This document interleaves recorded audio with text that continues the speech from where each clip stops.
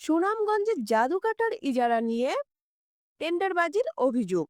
সুনামগঞ্জের তাহিরপুর ও বিশ্বম্বরপুর উপজেলার জাদুকাটা 2 বালু মিশ্রিত পাথর কোয়ারির ইজারা নিয়ে গত 4 দিন ধরে আলোচনা সমালোচনার ঝড় বইছে। এবার জেলার বড় ব্যবসায়ী সহ অনেকে এখানে পুঁজি বিনিয়োগ করার জন্য মারিয়া হয়ে উঠেছেন। এর মধ্যে গত সোমবার বিশ্বম্বরপুর উপজেলার ডালিম নামে এক ব্যবসায়ীর কেনা শিডিউল ছিনতাই করে তাকে পুলিশে দেওয়ার ঘটনা চাউর হয়ে উঠেছে। এমন ঘটনায় আলোচনা সমালোচনার ঝড় বইছে। জানা যায় 2 বছর আগে এই দুটি বালুমহাল ইজারা হয়েছিল ভ্যাট ট্যাক্স সহ প্রায় 56 কোটি টাকায়। গত বছর হয়েছে 42 কোটি টাকায়। এবার একসঙ্গে জাদুকাটা 1, জাদুকাটা 2 এবং সাতক দুয়ারার চেলা এবং খাসিয়ামারা বালুমহাল দরপত্র আহ্বান করেছে জেলা প্রশাসন।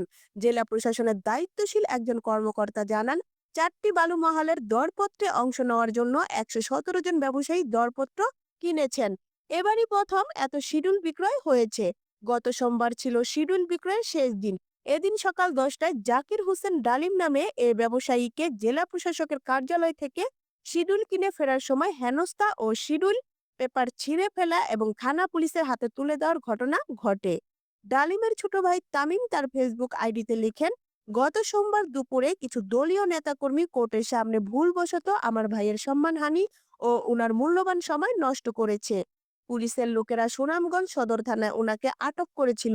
তারপর স্থানীয় প্রশাসনের লোকেরা এই বিষয়ে তদন্ত করেন। তদন্তে নির্দোষ প্রমাণ হওয়ায় প্রশাসনের লোকেরা ওনাকে সসম্মানে বাড়িতে পাঠিয়েছেন। এ ঘটনায় ব্যবসায়ী মুস্তাক আহমেদ ও নাসির মিয়াকে দোষারোপ করেন তিনি। এ বিষয়ে ব্যবসায়ী মুস্তাক আহমেদ বলেন, আমি সকাল 10টায় শিডিউল কিনতে গিয়েছিলাম। কয়েক মিনিট থেকে শিডিউল কিনে চলে আসি। ঘন্টা খানিক পরে শুনেছি ঝামেলা হয়েছে।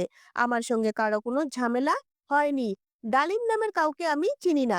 ব্যবসায়ী নাসির মিয়া জানান, আমার সঙ্গে কারো কোনো সমস্যা হয়নি। আমি শিডিউল কিনে অফিস থেকে চলে আসি।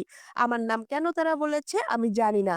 সদর থানার ওসি মোহাম্মদ আবুল কালাম মানবজমিনকে বলেন, গত সোমবার ডালিম নামের একজনকে সদর থানার ওসি মোহাম্মদ আবুল কালাম মানবজমিনকে বলেন, গত সোমবার ডালিম নামের একজনকে থানায় নিয়ে আসে কয়েকজন। তারা জানায় সে 4 ও 5ই আগস্টের ছাত্র জনতার উপর হামলা চালানোর ঘটনায় যুক্ত ছিলেন। আমরা পরে তদন্ত করে দেখেছি অভিযোগ সত্য নয়। এজন্য তাকে আমরা ছেড়ে দিয়েছি।